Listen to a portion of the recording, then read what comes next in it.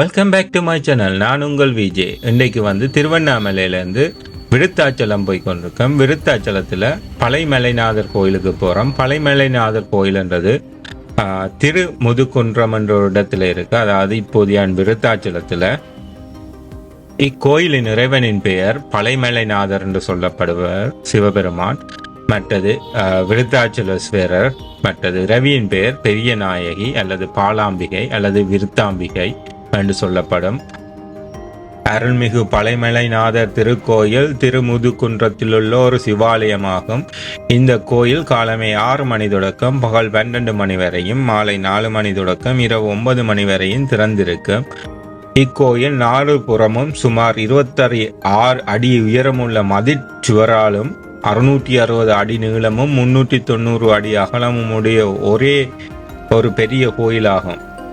இந்த கோயிலின் மிக முக்கிய சிறப்பு 5 என்கின்ற எண்ணாகும். இந்த கோயிலில் 5 கோபுரங்கள், 5 நந்தி, 5 தேர், 5 கொடிக்கம்பம், 5 தீர்த்த தலங்கள் என எல்லாமே 5 அமைந்துள்ளது.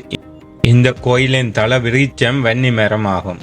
இந்த வன்னி மரம் 3000 ஆண்டு வரலாற்றை விட கூடியதாக கருதப்படுகின்றது. இந்த வன்னி மரத்தை சுற்றி நீங்கள் ஏதாவது வேண்டினீங்கள் என்றால் அந்த வேண்டுதல் நிறைவேறும் என்று ஒரு ஐதீகம் இருக்கின்றது. கோயில் எங்கே இருக்குன்னு சொல்லி சொன்னால் தமிழ்நாட்டில் கடலூர் மாவட்டத்தில் உள்ள விருத்தாச்சலம் என்ற இடத்துல தான் இருக்குது. நீங்கள் விருத்தாச்சலத்துக்கு போனீங்களோன்னு சொல்லி சொன்னால் இந்த கோயிலை பார்த்துட்டு தரிசனம் பெற்று வருவது நன்றாக இருக்கும். இந்த கோயில் பாடல் பெற்ற ஒரு தலமாகவும் இருக்கின்றது. திருநாவுக்கரசர் ஒரு பாடலையும், திருஞான சம்பந்தர் 7 பதிகங்களையும், சுந்தரர் 3 பதிகங்களையும் இந்த கோயிலுக்காக பாடியிருக்கின்றார்கள். கோயிலில் இன்னொரு சிறப்பு என்னென்னா, இந்த கோயிலில் உள்ள ஆலத்தி விநாயகர். இந்த ஆலத்தி விநாயகர் 6 படை வீடுகளில் ஒன்றாக கருதப்படுகின்றது. இந்த கோயிலில் இன்னொரு விசேட சிறப்பு அம்சம் என்னவென்றால், காசியை விட விசேஷமான புண்ணியம் அதிகம் உள்ள தலமாக வரலாறில் குறிப்பிடப்பட்டிருக்கின்றது. இதனால் விருதகாசி என்றும் இந்த கோயிலை குறிப்பிடுகிறது. கோயிலில் 63 நாயன்மார்கள் சிலையை அழகாக வடிவமைக்கப்பட்டு அழகாக வச்சிருக்கிறேன். இது வரலாற்றின் சிறப்பை உணர்த்துகின்றது. இப்போ நீங்கள் பார்க்குறது நந்தி. இந்த நந்தியை பார்த்துட்டு அந்த பக்கத்துலேயே கொடிக்கம்பம் இருக்குது. கொடிக்கம்பத்தையும் பார்த்துட்டு உள்ளுக்கு போகிறோம். உள்கோபுரத்தால் உள்ளுக்கு போன உடனே எங்களுக்கு மூலஸ்தானத்தில் பழைமலைநாதர்கிட்ட தரிசனம் கிடைக்கும். இங்கே மூலஸ்தானத்தில் வீடியோ எடுக்கலாம். மற்ற இடங்களெல்லாம் நீங்கள் வீடியோ எடுக்கிறதுக்கு அனுமதி இருக்குது. மற்ற கோயில்களில் மாதிரி இல்லை, இங்கே அந்த சிறப்பு அனுமதி இருக்குது. இந்த இடத்தை சுற்றி தான் அந்த உயரமான மதில் சுவர்கள் கட்டப்பட்டிருக்கு. அந்த மதில் சுவரால் நான் சுற்றி போவேன். அப்பேக்க நீங்கள் பார்க்கத்தக்கதாக இருக்கும், அவ்வளோ உயரமாக இருக்கும். இந்த உள்பகுதி அந்த மதில் சுவர்களுக்கு உள்ளத்தான் இருக்குது. இது ஒரு விசேஷமான கோயில். நீங்கள் இந்தியா போனால் இந்த கோயிலை போய் பார்க்குறது ஒரு நல்ல விடயம் என்று தான் நான் சொல்லுவேன். இந்த கோயில் 2022ஆம் ஆண்டு கும்பாபிஷேகம் நடந்தது. உள்ளக்கே பார்க்க தெரியும். கருங்கற்களால் செய்யப்பட்டிருக்குது. எல்லாமே கருங்கற்களால் முகடம் செய்யப்பட்டிருக்கு. எல்லா சிற்பங்களுமே கற்களை செதுக்கி தான் இந்த சிற்பங்கள் செய்திருக்கு. இந்தியாவில் உள்ள பெரிய பழமையான கோயில்கள் ஃபுல்லாகவே கருங்கற்களால் தான் செய்யப்பட்டிருக்கு. மேலே பார்த்தீங்களோன்னா தெரியும், ஸ்லாப், அதாவது மேல் கூரை கருங்கற்களால் வெய்யப்பட்டிருக்குது. அந்த ஃபுல்லாகவே கருங்கற்களை வச்சு ஒட்டப்பட்டிருக்கு. நேர பார்க்குறது தான் மூலஸ்தானம். மூலஸ்தானத்துக்குள்ளே போகிறதுக்கு இங்கே பெரிய சனம் இல்லை. நீங்கள் வந்த உடனே குயிக்காக உள்ளுக்கு போய் மூலஸ்தானத்தை கும்பிடலாம். அப்படியே நடந்து போயிட்டு திரும்பின உடனே மூலஸ்தானம் வரும். மக்கள் தொகையாக இங்கே இல்லாததால் நாங்கள் குயிக்காக தரிசனத்தை பெறத்தக்கதாக இருந்தது. மூலஸ்தானத்துக்கு போகிறதுக்கு முதலும் ஒரு நந்தியை கடந்து தான் போவோம். இதில் நான் நெஞ்சால் படம் எடுக்கலாம். இது மூலஸ்தானத்துக்குள்ளே வந்துட்டோம். ஒரு டக்குன்னு ஒரு வீடியோ எடுத்துட்டு அதுக்கு பிறகு நாங்கள் வழியில் சுற்றி பார்த்தோம். நாங்கள் வழியில் சுற்றி பார்க்க இந்த கோயிலின் 5 சிறப்பம்பங்களும் பார்க்கத்தக்கதாயும் இருக்குது.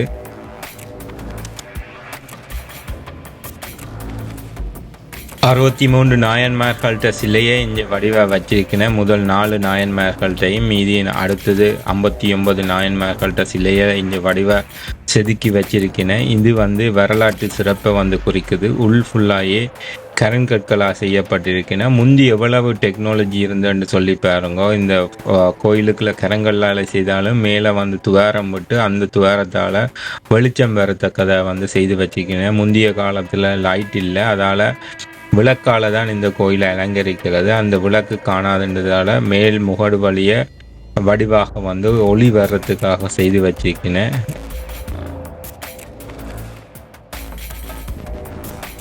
இக்கோயிலில் இருக்கிற விசேஷ திருவிழாக்கள் மாசி மகத்தில் கொடியேறம், பேந்து, பிரதோஷங்கம் வடிவாச்செவின, சிவராத்திரி, ஆடிப்பூரம், இப்படி பல திருவிழாக்கள் இங்கே மிக பிரசித்தி பெற்ற திருவிழாக்கள். இப்போ நீங்கள் பார்க்குறது நான் சொன்னது உங்களுக்கு விளங்கும் நினைக்கிறேன். மேலே இருந்து லைட் கீழே விழுகுது. அந்த லைட்டை தான் நான் காட்டுறேன்.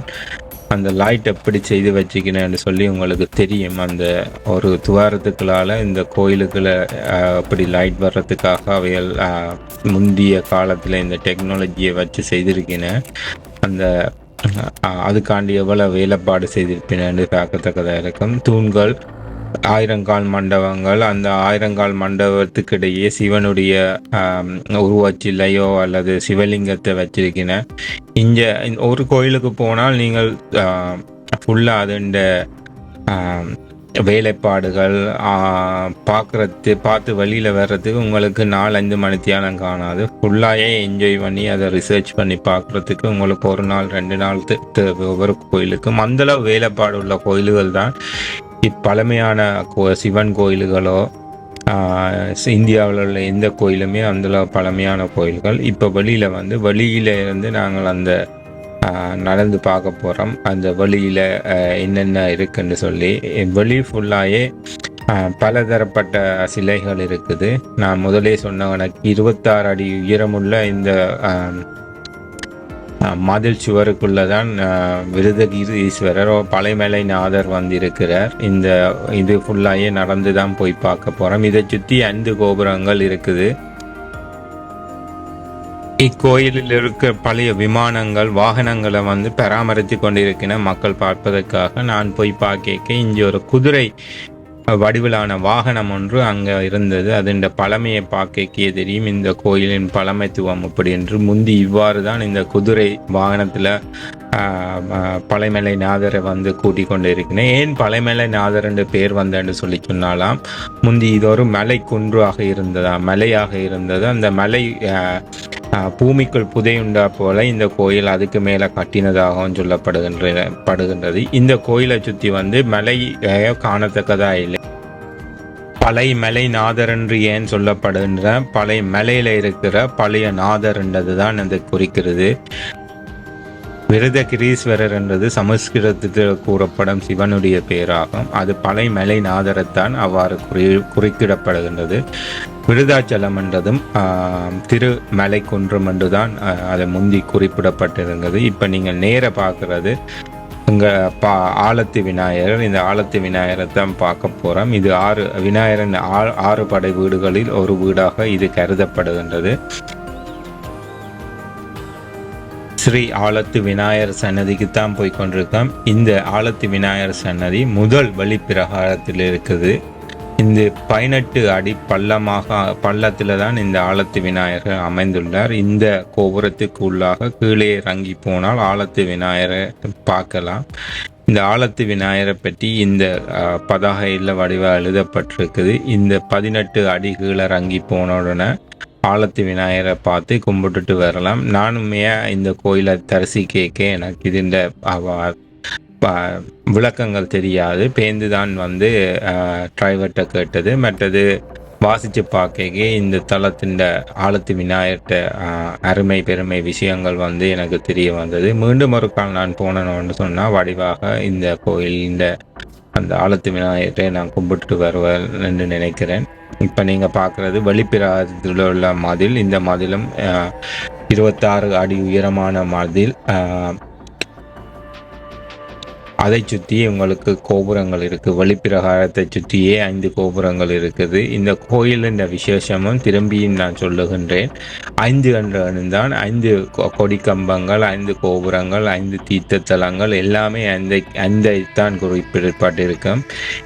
ஒவ்வொரு கோபுரமும் பெரிய கோபுரம் இல்லாமலும் அது சின்ன கோபுரம் இல்லை என்ற அளவுக்கு ஒரு அளவான கோபுரமாக தான் இங்கே இருந்தது. சில கோயில்கள் இப்போ நீங்கள் திருவண்ணாமலை முதல் பார்த்துருப்பீங்கள், அந்த கோபுரத்தின் உயரம் மிகப்பெரிய உயரமாக இருக்கும். இந்தியாவில் சில கோயில்கள்கிட்ட கோபுரங்கள் பிரமிக்க வைக்கும். இந்த விருதகிரீஸ்வரர், அது பழமலை நாதர் என்ற கோயில்கிட்ட கோபுரங்கள் ஒரு அளவான கோபுரங்கள் தான். இந்தியாவில் உள்ள பல கோயில்கள் பராமரிக்கப்படாமல் இருக்கிறதால அங்கே உள்ள சிலை கடத்தும் கும்பல்கள் கணக்க பேர் சிலையை கடத்தி வெளிநாட்டில் உள்ள ஆக்களுக்கு விற்பார்கள். அப்படி விற்க இந்த கோயிலையும் ஒரு சிலை கடத்தப்பட்டிருக்கின்றது. 11ஆம் நூற்றாண்டை சேர்ந்த அர்த்தநாதீஸ்வர சிலை கடத்தப்பட்டு ஆஸ்திரேலியாவில் சிட்னியில் நியூ சவுத் வேல் மாநிலத்தில் உள்ள ஒரு மியூசியத்தில் அந்த சிலை வைக்கப்பட்டிருந்தது. இப்போ போலீஸ் இன்வெஸ்டிகேட் பண்ணி பார்க்க இந்த சிலை இந்த கோயிலுக்கான சிலை அது கடத்தப்பட்டு இங்கே ஆஸ்திரேலியாவில் வைக்கப்பட்டிருக்கின்ற ஒரு குற்றச்சாட்டை முன்வைக்க அந்த நேரத்தில் இருந்த ஆஸ்திரேலியா பிரைம் மினிஸ்டராக இருந்த டோனி ஆல்பர்ட் அவர் இந்தியாவுக்கு 2014ஆம் ஆண்டு வரைக்கும் அந்த சிலையை திருப்பி இந்த கோயில் சிலையை ஒப்படைச்சிருக்கேன். இப்போ நீங்கள் பார்க்க தெரியும் எவ்வளவு சிலைகள் அவ்வாறு வெளிநாடுகளில் கடத்தி கொண்டே வைக்கப்பட்டிருக்கும். ஒவ்வொரு மியூசியங்கள்லையும் இது இந்தியாவில் இருந்து எடுக்கப்பட்ட சிலை, இது ஸ்ரீலங்காவிலேருந்து எடுக்கப்பட்ட சிலை, இது எகிப்திலேருந்து எடுக்கப்பட்ட சிலைன்னு சொல்லி வச்சிருப்பேன். இதெல்லாம் இவ்வாறு கடத்தப்பட்ட சிலைகளை அல்லது அவைகள் கோலனியாக இருக்க கொண்ட இந்த சிலைகளை தான் பார்க்கத்தக்கதாக இருக்குது. இப்போ நான் பார்த்து கொண்டிருக்கிறது ஒரு வெட்டிங் நடந்து கொண்டிருக்குது. இங்கே விசேஷமாக ஒரு வெட்டிங் நடந்து கொண்டிருக்குது. இங்கே மக்கள் கோயிலில் கல்யாணம் கட்டுறது ஒரு விடயமாகவும் இருக்குது. இது அடுத்த கோபுரத்தின் தோட்டம். இந்த கோபுரத்தை அண்டித்தான், அதாவது இந்த கோபுரம் வடக்கு கோபுரத்தை அன்றி தான் அந்த வெட்டிங் நடக்கிறத பார்க்கத்தக்கதாக இருந்தது. இதுக்கு பிறகு நாங்கள் வெளியில் போகிறோம். இதுதான் கிழக்கு கோபுரம் வெளியில் இருக்குது. அந்த கோபுரத்தை தாண்டி நாங்கள் வெளியில் போவோம். இந்த கோயிலில் பல வரலாறுகள் இருக்குது. அந்த வரலாறுகள் எல்லாம் படிக்கிறதுக்கு நாட்கள் எடுக்கும். சுந்தரர் இந்த தளத்தில் படிகம் பாதி அந்த 12,000 பொற்காசுகள் பெற்றது. அந்த பொற்காசுகளை கொண்டு வரத்துக்கு சிவபெருமான முறையிட்டு எவ்வாறு பொற்காசுகளை கொண்டானார்ன்றதே ஒரு வரலாறு இருக்குது. அப்படி கணக்கு இந்த கோயிலின் வரலாறு இருக்குது. இந்த கோயிலில் இருக்கிற புனிதத்தையும் புண்ணியத்தையும் காசியோடு ஒப்பிடுவார்கள். இதை விருத காசி என்னன்னு சொல்றவ காசியில் எவ்வாறு சிறப்பு இருக்கின்றதோ அதே மாதிரி இந்த விருத காசியிலையும் சிறப்பு இருக்கின்றது. இந்த திருமுதுகுன்றத்தில் வழிபாடு செய்தால் காசியில் செய்த புண்ணியம் கிடைக்கும் என்பது ஒரு ஐதீகமாக இருக்குது. இத்தலத்தில் உள்ள இறைவனுக்கு ஏன் பழைமலைநாதர் என்று பெயர் வந்தென்றால், ஆதியில் பிரமதேவர் இந்த மண்ணுலகத்தை படைக்க விரும்பிய போது சிவபெருமானை துதிக்க அவரும் அருள் செய்தார். பின்னர் சிவபெருமான் தானாயே ஒரு மலையாக தோன்றினார். அதன் பின்னர் தான் பிரமன் படைத்த மலைகள் தோன்றின. இந்த மலைகளுக்கெல்லாம் சிவபெருமானின் மலைதான் முன்னே தோன்றிய மலை என்றதால இந்த இடத்தை பழமலை என்று சிவபெருமான் மலையை பழமலை என்று சொன்னது. இப்போ இந்த சிவபெருமானை மலைநாதர் என்று சொல்லப்பட்டார். அவ்வாறு தான் இந்த இறைவனின் பெயர் பழைமலைநாதர் என்று சொல்லப்பட்டது. இந்த வீடியோ பிடிச்சிருந்தா இந்த சேனலை சப்ஸ்கிரைப் பண்ணுறதுக்கு கன்சிடர் பண்ணுங்க. இந்த வீடியோவை உங்களோட ஃப்ரெண்ட்ஸ் அண்ட் ஃபேமிலியோட ஷேர் பண்ணுங்க. மற்றது உங்களோட ஆக்கப்பூர்வமான கருத்துக்களை கொமெண்ட்ஸை தெரிவிங்க. நாங்கள் இப்போ விருத்தாச்சலத்திலேருந்து வெளிக்கிட்டாச்சு. அடுத்த ஸ்டாப் சிதம்பரம். அடுத்த வீடியோவில் உங்களை சந்திக்கும் வரை உங்களிடமிருந்து விடைபெறுவது நாங்கள் உங்கள் விஜே. நன்றி, வணக்கம்.